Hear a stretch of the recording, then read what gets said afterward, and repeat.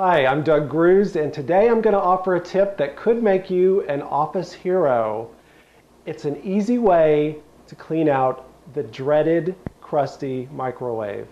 Now all this takes is a bowl of water, and you're just going to put it in,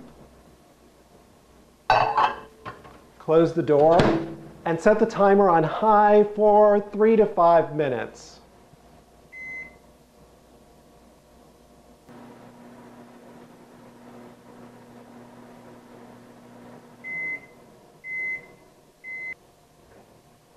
Now you want to make sure that the water actually reached a strong boil, and then when the microwave stops, you want to let it sit in there for about another 5 minutes to steam.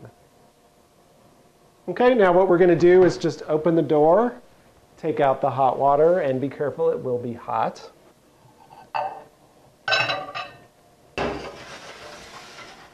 And now all the steam will have moistened everything, and it should have loosened some of the crud.